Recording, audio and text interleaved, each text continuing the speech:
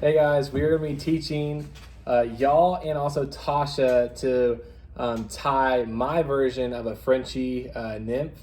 It's one that can sink below the surface and be really versatile in all rivers of Tennessee and also North Carolina. I just call it the Knoxville Frenchy. It's orange and it has some sparkly dubbing. It's really simple and it can be also used in your everyday fly fishing. So disclaimer, Ben is the fly tyer, not me. If you've watched our videos, you know that I have tied a woolly booger with him before. But this is only my third tie of anything ever, so don't be too harsh on me. But I can show you what we're using. These are products that we have here in our shop, but ASG competition beads, we're using an anodized light pink and a 4mm bead. We also are using Daiichi's 1130 hook, is that right? Or 11? it's 1130. 1160 is the style number. It's a curved hook or a Klinkhammer hook. It's a size 14. And then we're using some rainbow Scud dubbing from Hareline. And then it's always good to have some, knocking things over, Zappa cap. I don't know much about fly tying, but I do know that this is a handy little thing. So awesome. We're gonna cut your string real quick. So last time, our biggest thing was trying to get the thread on the hook the right way. Obviously it's really small, if you can see it. It's kind of your medium-sized hook for the medium-sized fish.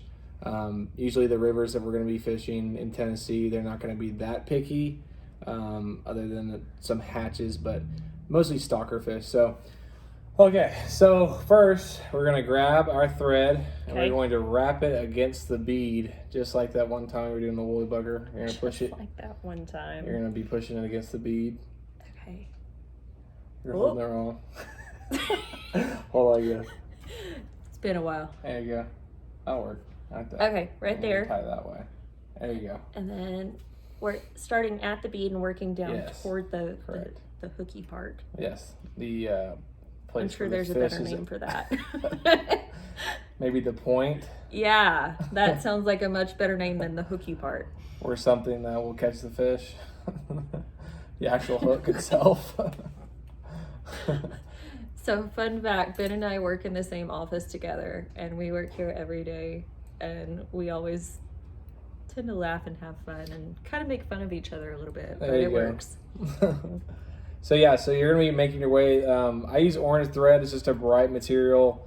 Usually the stalkers in Tennessee, they go towards the flashy type of material. So the orange really kind of pops in the water and I broke that. I did too. Cheers. We're gonna have to cut that. We're back. We broke both of our strings. Another side note for Tyers: do not pull too hard on the string if it's very thin, or it will break immediately. We won't do that again. But also, so no promises though. We might do that again. We are already set up where we have wrapped the thread around the hook. Obviously, we're not professional fly tyers, so if anybody's a professional fly tyer out there, please do not judge.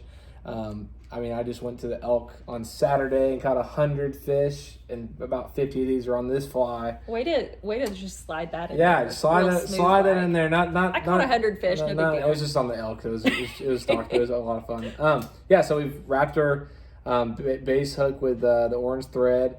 Next, this is the fun part. So we're going to be using our dubbing. Rainbow Scud dub. This stuff is really pretty. Awesome. It's very, it looks like it's kind of shiny inside of it, but it's a subtle rainbow. So we're going to get a pinch here. Pinch your dubbing. Okay. Pinching. About that much. Did I get the same amount? Yeah, that's probably pretty good. Okay. And you're going to put it on the string. This is the cool part. So just like kind of how you do dreadlocks. If you've ever seen dreadlocks being done. I don't know that I've done those before. You're going to hold it at the bottom and you're going to twist it around the thread. And it's going to wrap consistently around. Is this how you do it? Put some pressure on it. Okay. And you're pushing it down around your thread. You doing all right? I was twisting. That'll work. Oh, you gotta do a little more. Bobbing going crazy. Oh, okay. Yeah. Is this okay? Yeah, let me see. Yeah, that's fine. Okay. At least that top. The top one really matters because that's what's going to be the base. All right. So Actually, the bottom needs to be. If you're a newbie like me, find someone like Ben. Hey, I'm not even that good at tying, but. But we have fun. There we go. So see how it's consistently down like kind of That like a looks rope? better. Okay, so you're gonna tighten your thread. Okay. Like with your thumbs. Actually, you're fine. And you're gonna wrap from the tungsten bead until that wraps all the way around. So hold on, wait a second. Tasha has made her nymph really fluffy. It was so fluffy. You can tie that down after it's really. A lot of people. He cut some off of mine. Hate so that, but yeah. I use a lot of dubbing just so that I can make sure that it's the right consistency. A lot of people are don't like to do that so they can knock out some flies really fast, but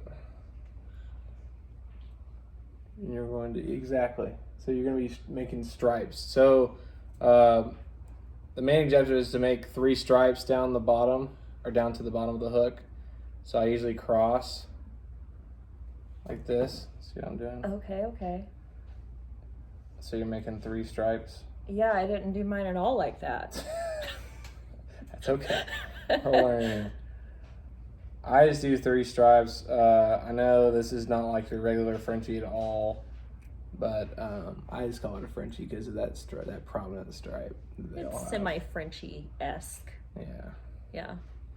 Okay. Or we could just call this the 3-stripe Knoxville Frenchy. That's what we'll call it. So obviously there's a lot of extra dubbing. So I usually just cut that off right there and tie the orange all the way down the bottom. And I broke it again. That's fine because we're newbie.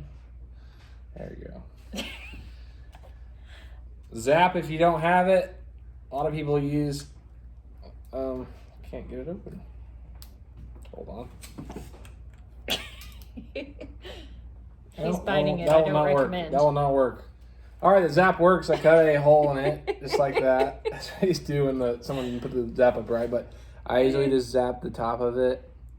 This kind of just holds everything together. I'm just really impressed the bottle still just works. Just like that, yeah. And I will actually make a clear coat on top and kind of mesh all those colors together. Okay. There you go. Just put like a couple drops on there and then spread it out a little bit.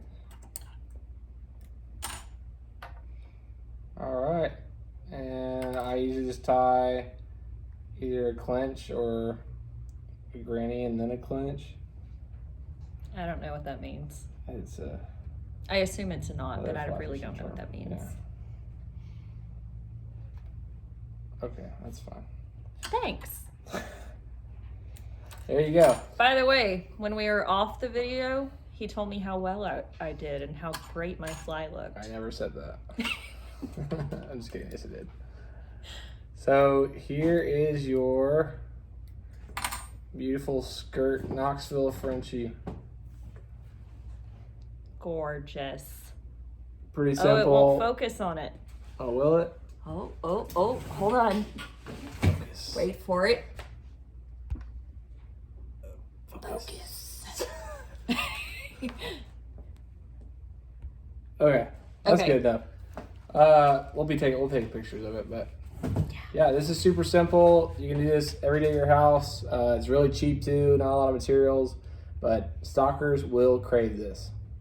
I mean, we both just tied those, and it looks like we haven't touched our package of dubbing, and we used 2 beads, 2 hooks, a little bit of thread, still plenty more. So, yeah, awesome. Very economical. Good job. Have fun. Good job.